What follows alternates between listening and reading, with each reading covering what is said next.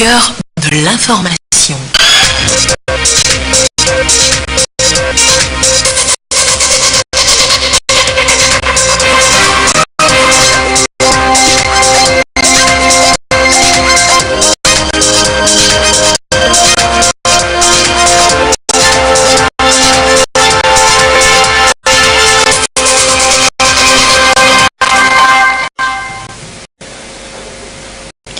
Mesdames, Messieurs, bonsoir et merci de nous rejoindre pour le 20h sur la télévision togolaise.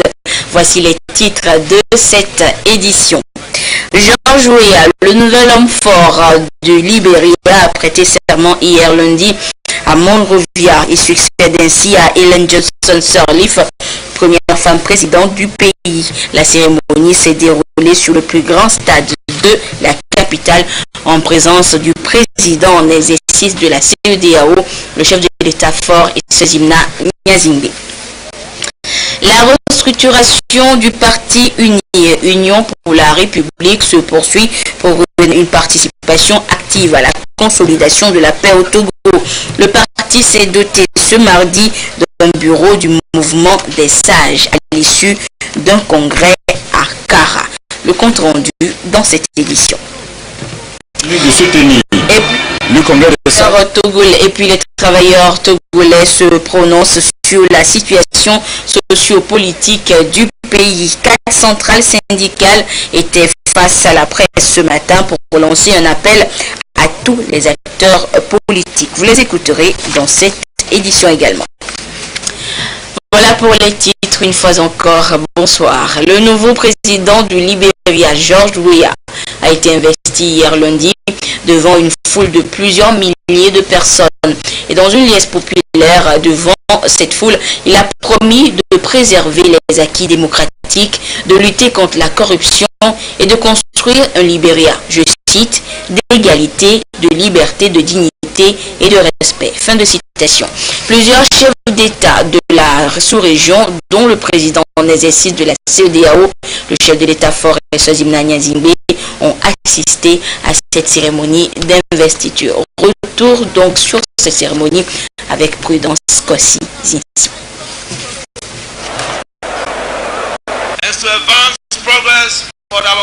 Le stade Samuel Do de Monrovia en fusion pour l'investiture du 24e président du Libéria, George Weah.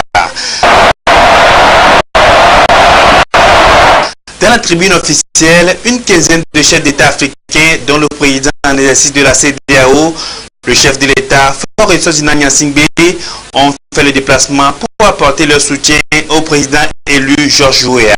Devant 35 000 personnes, la superstar du Libéria a prononcé ses premiers mots de président après avoir juré de défendre l'intégrité de son pays. Il s'est engagé à construire un nouveau Libéria, pays d'égalité, de liberté, de dignité et de respect. Son élection a suscité beaucoup d'espoir pour le peuple libérien. Il a promis s'attaquer aux grands dossiers de la réconciliation, de l'éducation, de la santé, du chômage ou encore des infrastructures. La légende du foot est élu sénateur de la province de Montserrado en 2014. À ce poste, loin de renoncer à ses ambitions présidentielles, la star du foot devient homme politique. Avant de s'engager dans la politique libérienne, George Weah a fait vibrer les plus grands clubs européens. Que ce soit Monaco, Paris ou encore Milan, il s'est imposé comme un buteur hors pair. La consécration ultime arrive en 1995 lorsqu'il obtient le premier ballon d'or africain. Son pays est alors ravagé par la guerre civile et c'est pour le réconcilier qu'il dit s'être engagé en politique. Il va travailler désormais avec sa colistière Jewel Taylor. Âgé de 51 ans, George Weah doit maintenant passer des paroles aux actes, prouver qu'il est capable de diriger et changer comme il a promis un pays hanté par la guerre et les épidémies meurtrières et gangrénées par la corruption.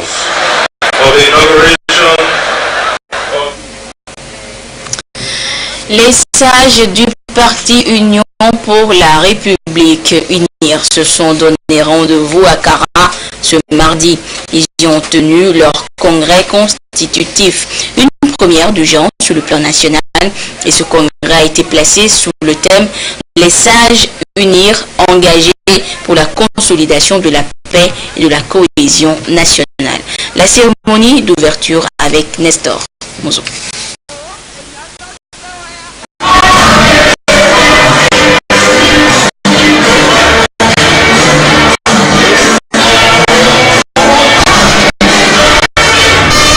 Après le congrès du parti, celui des femmes et celui des jeunes, c'est autour du congrès des sages de unique de se tenir. Le congrès des sages du parti Union pour la République est un événement inédit dans les annales de l'histoire du Togo. Le mouvement des sages de unir, en se constituant, entend participer pleinement à la vie du parti. Un parti porteur des valeurs de paix. Les sages unir engagés pour la consolidation de la paix et la cohésion nationale est le signe sous lequel ce congrès est placé. Le rassemblement auquel nous assistons ce jour nous permet de comprendre un peu plus pourquoi nos adversaires et nos frères nous envient, pourquoi ils s'agitent autant et font tant de kilomètres de marche à longueur de journée. C'est parce que nous avons un trésor, des milliers et des milliers de sages en nos rangs. Eux autres n'en ont pas.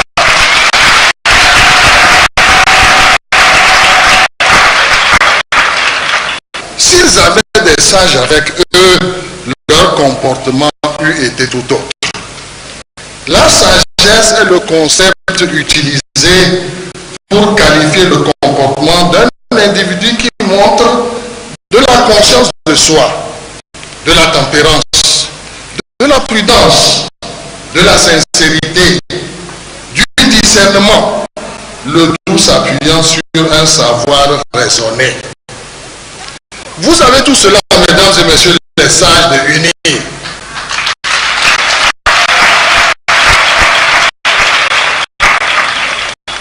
Vous avez même plus.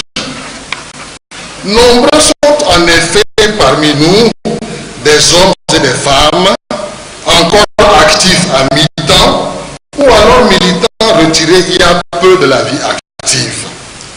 Ils ont des compétences, de l'expérience et du temps. Ils sont animés du désir de servir le parti, de donner un sens citoyen à leur contribution, en mettant à disposition leurs compétences acquises au fil des années et leurs connaissances. C'est parce que nous montrons du calme et de la modération qu'on nous considère comme des sages. Participer à l'exercice de la citoyenneté nouvelle, renforcer la démocratie locale. Les sages du parti UNIR se sont retrouvés pour réfléchir à ces actions et sur la place qui doit être la leur dans la politique quotidienne du pays. À ce rendez-vous, le président de la République, président du parti UNIR, a été représenté par le militant Joseph Ogamo Bagnan. Permettez que je puisse vous transmettre la chaleur du militant président et son admiration pour votre constante disponibilité et votre promptitude à répondre aux appels du parti. Il est conforté et rigolé par la qualité de votre engagement qui l'incite à faire chaque jour davantage pour la modernisation de notre parti. Un parti politique doit être à la recherche permanente du juste et parfait équilibre entre ses propres projets de société, les aspirations de ses militants et les préoccupations des populations. La réussite de cet exercice requiert une grande maturité que seul l'âge et l'expérience peuvent conférer. Ainsi, a-t-il paru indispensable, après le congrès statutaire de Téguier, sollicité le mouvement des sages du parti afin de faire un véritable cadre de réflexion et d'orientation politico-stratégique. Le parti Union pour la République a la situation en main parce que les sages continuent par l'inspirer et le guider, a ajouté le représentant du chef de l'État. Il s'est dit convaincu que ce congrès constitutif du mouvement des sages permettra la consolidation des arrière-gardes du parti. Et notez que ce congrès du mouvement des sages du parti Unir a pris fin ce soir. Un bureau de 11 membres a été mis en place avec à sa tête le professeur Charles Kondi Agba au titre de délégué national du mouvement des sages de Unir. Nous reviendrons sur la cérémonie de clôture de ce congrès dans nos prochaines éditions. Je vous le disais également en titre, 4 centrales syndicales étaient face à la presse ce mardi. La Confédération syndicale des travailleurs du Togo, CSTT, le groupe des syndicats autonomes, GSA, la synergie des travailleurs du Togo, STT, et l'Union nationale des syndicats indépendants du Togo, UNSTT, ont décidé de se prononcer sur la situation sociopolitique qui prévaut dans le pays depuis quelques mois. Sergine Raimondo, Félix Semdacha. Ils sont des travailleurs et n'ont qu'une exigence, vaquer librement à leurs occupations dans la paix et la cohésion sociale pour contribuer au mieux au développement du Togo. Raison de cette sortie médiatique des responsables de 4 centrales syndicales pour inviter les protagonistes de la crise politique, pouvoir et opposition, à mettre au cœur de leurs préoccupations l'intérêt supérieur du peuple togolais. La crise s'est installée de nouveau et devient de plus en plus corsée. Et du moment où les travailleurs font partie de la population, toutes les conséquences que ça entraîne, ils les vivent au quotidien.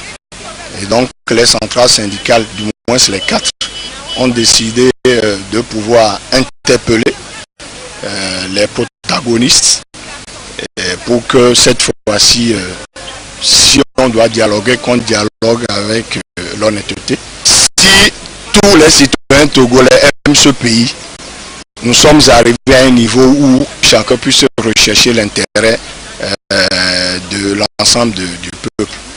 Travailleurs qu'ils sont, les responsables des centrales syndicales ont rappelé à l'occasion qu'ils ne prennent position pour aucun camp et souhaitent tout simplement que tout soit mis en œuvre pour que la situation n'impacte négativement ni leurs activités, ni leurs conditions de vie et surtout qu'elles ne conduisent au pire à la fermeture des entreprises et au licenciement des travailleurs.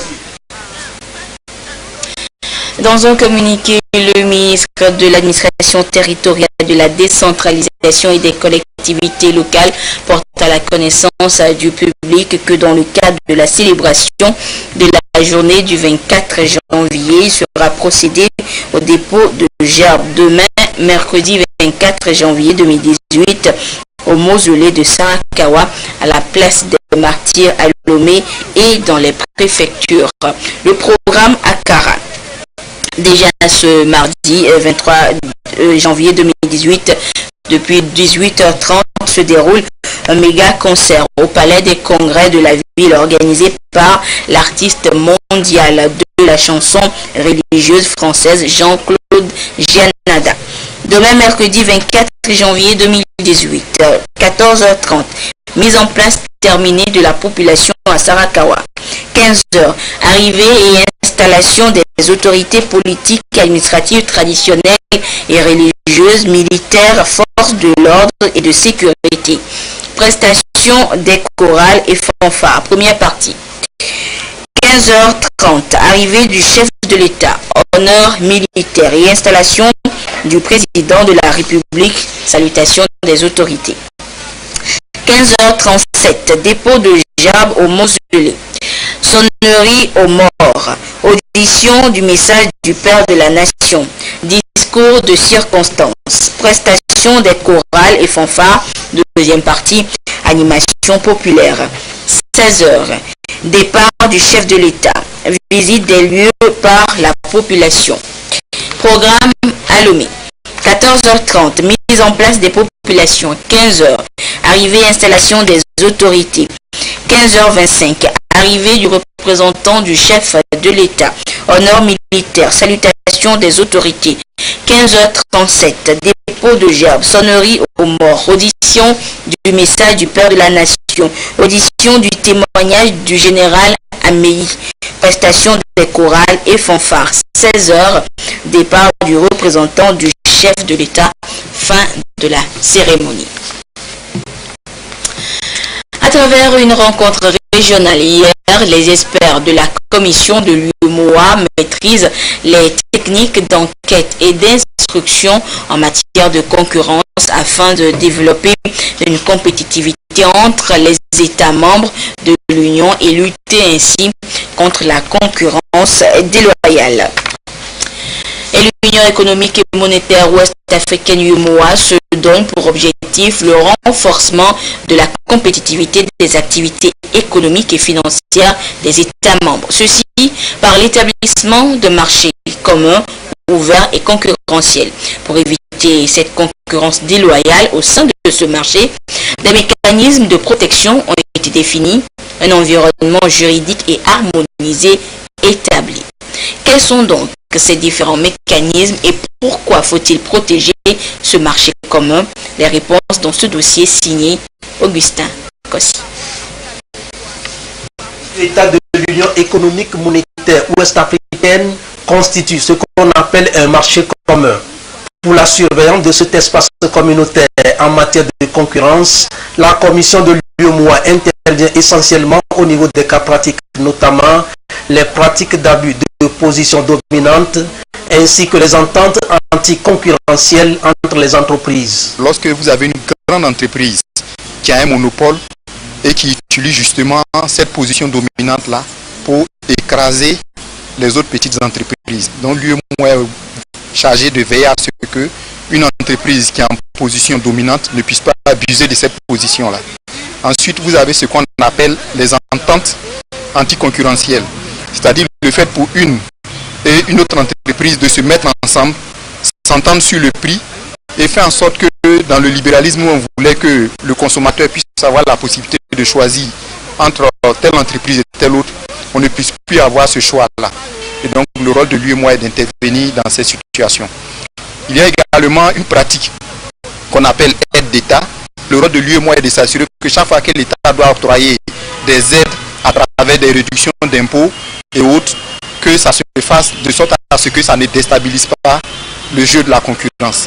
Dans chaque pays, on a des directions nationales de concurrence qui sont considérées comme des autorités de concurrence. Et chaque fois qu'on doit intervenir, c'est avec eux qu'on mène les enquêtes et qu'on essaie de déceler l'ensemble de ces pratiques. C'est donc un préalable nécessaire pour une protection efficace des économies, des entreprises, afin de lutter contre les pratiques anticoncurrentielles. Il permet de contrôler l'accès au marché, l'évolution des prix et de la qualité. Ce sont des mécanismes destinés à éliminer les barrières au commerce intra-régional, à protéger le cadre régional en vue de l'harmonisation des politiques commerciales. L'opérateur économique doit pouvoir, par exemple, fixer seul ses prix, faire son activité commerciale librement. Mais si on n'encadre pas l'intervention de l'opérateur économique, on va se retrouver dans ce qu'on appelle du libertinage.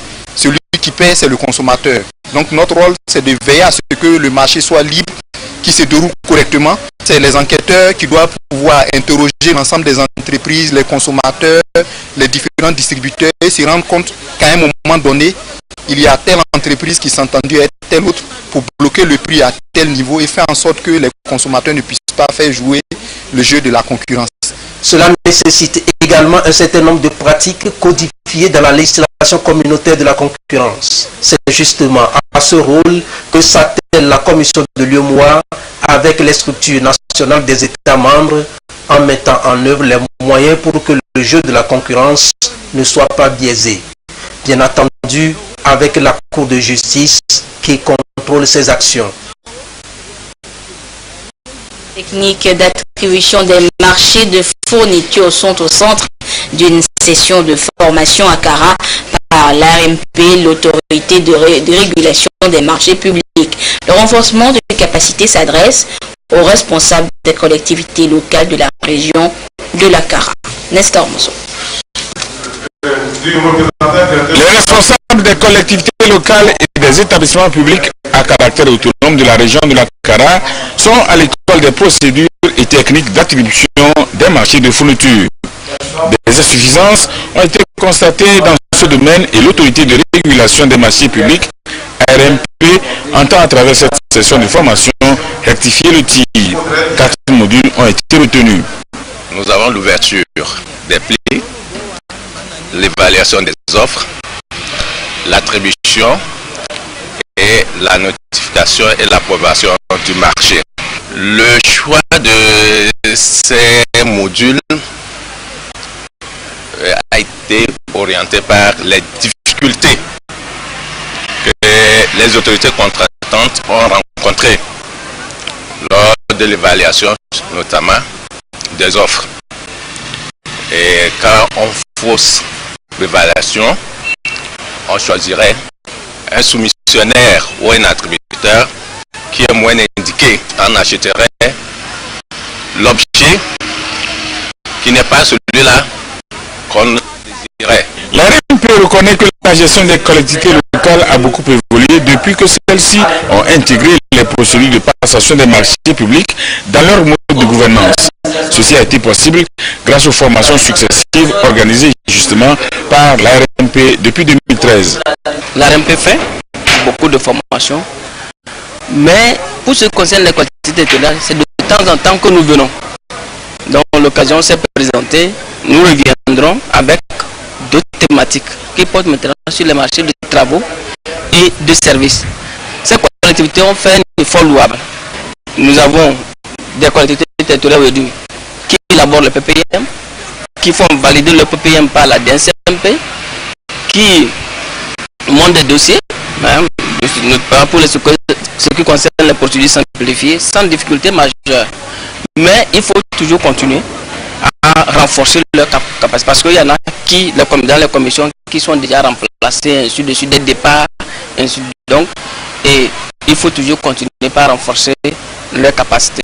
Pour cette formation, l'autorité de régulation des marchés publics a obtenu un accompagnement financier de la Banque africaine de développement à travers le PAMOSI, projet d'appui à la mobilisation des ressources et au renforcement des capacités institutionnelles. Le président de l'Assemblée nationale informe les honorables députés que la deuxième séance plénière de la première session extraordinaire de l'année aura lieu le vendredi 26 janvier 2018 à 9h au Palais des Congrès, siège de l'Assemblée nationale. 96%, c'est le taux moyen de réalisation des différents projets pilotés en 2017 par le ministère du Développement à la base de l'artisanat, de la jeunesse et de l'emploi des jeunes.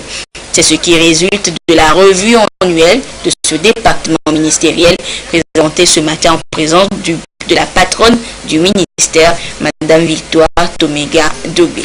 Le compte rendu avec Théophile Épée et Luc Assis.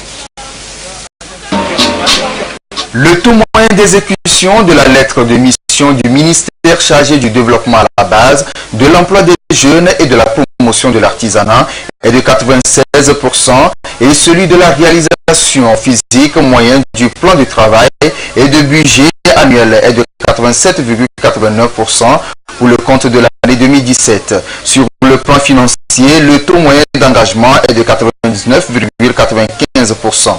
Des résultats obtenus de plusieurs actions concrètes menées par le ministère pour améliorer les conditions de vie des populations, créer de l'emploi pour les jeunes, puis réduire les disparités entre les régions. L'essentiel des actions ont été menées pour les populations et en partie par les populations. Le développement à la base, partant des populations, permet de renforcer l'inclusion, permet de renforcer également les disparités que nous notons à travers les régions, à travers les différentes préfectures. C'est fondamental d'aller vers les populations à la base, connaître leurs préoccupations, leurs besoins, pour programmer justement les différentes activités. Et c'est ce que justement le ministère fait toujours avec ces différentes agences et surtout les différents projets et programmes. Lorsqu'on parle de l'auto-emploi, les jeunes doivent comprendre que il ne faut pas attendre la providence de qui que ce soit. Ils doivent chercher à créer eux-mêmes. Près de 2000 groupements ont été accompagnés pour renforcer leur capacité organisationnelle et opérationnelle. Plus de 1000 artisans recyclés et formés, ainsi que 764 plans d'affaires sont financés par les mécanismes mis en place par ce ministère. Tous ces résultats sont analysés par les partenaires, les cadres du ministère et les bénéficiaires des différents projets. Du point de vue de l'amélioration du cadre et des conditions de vie des communautés à la base, 277 infrastructures socio-communautaires économiques ont été mises en place ou réhabilitées. Il s'agit de salles de classe, il s'agit d'unités d'infrastructures marchandes, les hangars de marché, des forages, des mini-adductions d'eau. Et ceci a été réalisé grâce à l'Agence nationale d'appui au développement à la base, la ANADEB. Près de 89 000 élèves ont bénéficié de repas chauds dans le cadre du programme d'alimentation scolaire et 17 360 ménages ont bénéficié de transferts monétaires qui portent ainsi à près de 30 000 le nombre total des ménages touchés par la phase pilote de ce projet. Les excellentes performances du projet de développement communautaire et des filets sociaux PDC+, ont permis de mettre en place 346 infrastructures de base dans les communautés vulnérables, de financer 208 activités génératrices de revenus des groupements. Nous avons, à travers les dispositifs du FAEJ, du PRADEB, de l'ANVT et du PAEJ, créé des emplois durables pour les jeunes. Quand nous prenons que ces 4 dispositifs, nous sommes aujourd'hui à un peu plus de 6 000 emplois durables créés pour l'année 2017. Donc nous avons un peu plus de 22 000 emplois temporaires qui ont été créés à travers des travaux à haute intensité de main-d'œuvre. Nous avons déployé 4 220 nouveaux volontaires grâce à l'Agence nationale du volontariat et appuyé la mise en place de 768 micro-entreprises créées par les jeunes à travers ces différents dispositifs. Et nous avons réussi à mettre en place la fêtière des chambres de métiers. Au vu de ces acquis qui méritent d'être consolidés pour repousser les limites de la pauvreté au Togo, de nouvelles perspectives sont déjà définies pour l'année 2018. Il s'agit d'accentuer la mise en œuvre des services de base et de filets sociaux et la structuration de 700 nouveaux projets de jeunes porteurs d'idées d'entreprise ainsi que financer 550 plans d'affaires jugés bancables. Suite de l'opération d'achat de céréales auprès des producteurs par l'Agence nationale pour la sécurité alimentaire du Togo, ANSAT. Cette semaine, les responsables de l'agence ont posé leurs valises à Larini, à Tchamba, où ils ont fait des heureux. Ils ont acheté 80 tonnes de maïs auprès des agriculteurs de la localité. La marque Bojona. Cette opération d'achat de maïs aux producteurs du canton de Larni dans la préfecture de Tchamba est le deuxième du genre et vise à constituer le stock de sécurité de l'État. Pour cette deuxième opération, l'ANSAT a acheté 80 tonnes de maïs pour une valeur de 12 800 000 francs CFA. Actuellement, les achats que nous effectuons sont pour le renforcement du stock de sécurité. Pour le volet transformation que nous venons d'initier, ça va se dérouler dans les mêmes conditions au niveau des magasins et c'est pour ça que nous insistons que les points de regroupement de ces stocks soient au niveau des magasins pour que lorsque on va démarrer à grande échelle avec la transformation que le problème de la matière première ne se pose plus. Que le maïs soit disponible à tout moment au niveau de ces points et tous les opérateurs économiques pourront venir s'approvisionner. L'ANSAT aussi, dans son volet de transformation, pourra s'approvisionner au niveau de ces points et ça ira de l'avantage des producteurs. Au total, les producteurs du canton de Larny ont bénéficié de la vente de 130 tonnes de maïs pour un montant de 20 800 000 francs CFA. Nous sommes trop contents et trop fiers parce qu'on sait que maintenant, tous les producteurs, celui qui est capable, il va réussir. Là où nous sommes maintenant, on sait que le moment qu'on est là, si tu es travaillé, tu vas gagner. On a remercié Assat, le travail qu'Assat a fait dans notre milieu ici. Et on a remercié le président Foro aussi, avec son ministre de l'Agriculture. Le secrétaire général de la préfecture de Tchamba, El Hadj Tchassoudi Esso, a remercié l'ANSAT pour cette opération qui va inciter les acteurs du monde rural à produire davantage.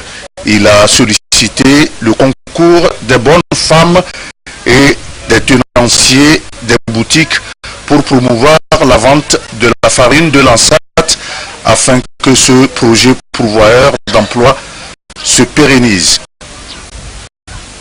Restons toujours dans la région centrale, précisément à Blita, où la Caisse nationale de sécurité sociale, en collaboration avec la délégation à l'organisation du secteur informel d'OSI, a organisé une opération foraine d'établissement de carte nationale d'identité aux agents du secteur informel et aux retraités de la préfecture.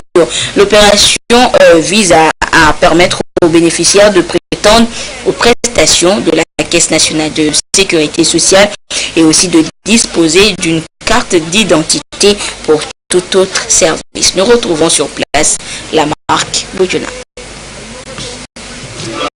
Cette opération foraine de délivrance de carte nationale d'identité deuxième du genre concerne les agents du secteur informel et les retraités de la préfecture de Blita. Condition préalable pour l'obtention de cette carte, être en possession de son acte de naissance et de son groupe sanguin. Cette opération foraine de délivrance de cartes nationales d'identité permettra aux acteurs du secteur informel de faire leur contrôle de vie semestriel que nous organisons pour les pensionnés. Elle leur permettra d'avoir droit aux prestations de la CNSS et de bénéficier de l'aide au niveau des banques. Le lancement officiel de cette opération foraine d'établissement de carte nationale d'identité aux membres des mutuelles du secteur informel et des retraités a été accompagné par l'ONG Tous Unis pour le développement TUD afin de sensibiliser les populations sur l'acquisition des pièces d'identité. Le rôle de l'ONG Tous Unis pour le développement, c'est de parler avec les acteurs du secteur informel sur l'importance des pièces d'identité en général et de l'acte de naissance en particulier. Et sur ce dernier, nous allons accompagner les bénéficiaires dans les processus de se faire établir cette pièce qui est la première pièce maîtresse de l'épanouissement des citoyens. C'est un soulagement pour ceux qui sont en position d'obtenir leur carte d'identité. Je suis très content pour l'établissement de cette carte d'identité nationale parce que je suis un commerçant. Je voyage de gauche à droite. En venant sur les frontières, on me pose des questions, je n'arrive pas à m'en sortir. Donc c'est une grande joie aujourd'hui pour moi et je remercie les initiateurs de cette opération. Le préfet de Blita, Batoussa Boukari, a salué cette initiative de la DOSI et de la Caisse nationale de sécurité sociale et indiqué que la carte nationale d'identité permet d'identifier l'origine de celui qui la détient et lui permet aussi de circuler librement. Sachez également que l'Agence française de développement AFD, l'Union européenne et l'Allemagne, à travers la Banque allemande de développement, renforcent leur partenariat avec le Togo.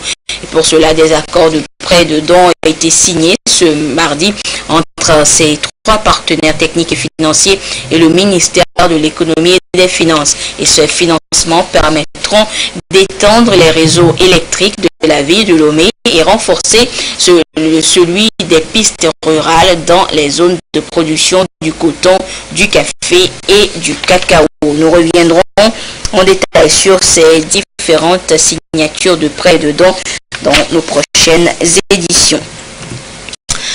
Conformément à l'article 21 de la loi organique numéro 2004-021 du 15 décembre 2004 modifiée, la Haute Autorité de l'Audiovisuel et de la Communication HAC a adopté le 10 novembre 2017 la décision numéro 11/HAC/17 portant modalité de création et d'exploitation des organes de presse en ligne. Elle confère à la presse en ligne une existence légale en attendant les modalités de la loi sur le code de la presse et de la communication en cours de relecture. Cette décision adoptée après concertation avec les professionnels des médias en ligne vise à combler le vide juridique sur la création et l'exploitation des organes de presse en ligne. Elle définit l'organe de presse en ligne et en fixe les conditions de création et d'exploitation. À cet effet, les organes de presse écrites en ligne sont soumis à une déclaration auprès de la HAC, tandis que les organes de presse audiovisuelle, web radio et web TV sont soumis à une autorisation de la HAC. Le président de la HAC invite tous les organes de presse en ligne à prendre les dispositions nécessaires en vue de la régularisation de leur situation dans les plus brefs délais, conformément aux modalités prescrites par la décision. Et c'est un communiqué donc de la Haute Autorité de l'Audiovisuel et de la Communication HAC. Bientôt les élections au Togo et dans le Pendjal Ouest, l'ONG Action Solidaire pour la promotion des droits de l'homme travaille déjà en amont. Une sensibilisation des populations leaders communautaires avec le soutien du ministère en charge de la formation civique sur la paix et la non-violence sur des élections apaisées a été organisé. Le compte rendu sur place avec la correspondance de Désiré. L'année 2018 s'annonce comme une année électorale au Togo, une consolidation de la démocratie, élément fondamental de celle-ci. Les élections qui se traduisent par des votes libres, justes et apaisés pour donner une légitimité aux dirigeants sont souvent des périodes sensibles qui troublent la paix dans la plupart des démocraties en évolution comme le Togo. Dans le Pendjal Ouest, l'ONG Action Solidaire pour la promotion des droits de l'homme, ASPDH, va à la rencontre des populations. Une sensibilisation dans l'objectif de renforcer la participation citoyenne, la culture de la paix, la non-violence en période électorale et par là consolider la démocratie électorale. Notre action est d'anticiper par l'éducation, la formation et la sensibilisation des populations pour que s'approprie la culture de la non-violence, la culture du vivre ensemble. Parce que nous constatons habituellement que c'est le déficit d'information qui apporte ces mots dont nous venons de parler. Et donc, nous aurons au cours donc de cette journée à faire l'ouverture et après nous aurons à faire une formation à l'endroit des leaders communautaires. Effectivement, nous aurons également à accompagner au niveau des cantons les CVD. Justement, un accompagnement avec le soutien du ministère en charge de la formation civique qui met à la disposition des cantons de la jeune préfecture de Kouendial-Ouest du matériel d'assainissement pour aider à embellir le cadre de vie des populations, contribuant ainsi à éviter les maladies. Fin de cette édition. Merci de votre fidélité à la télévision togolaise. Je vous souhaite une excellente suite de nos programmes. Au revoir.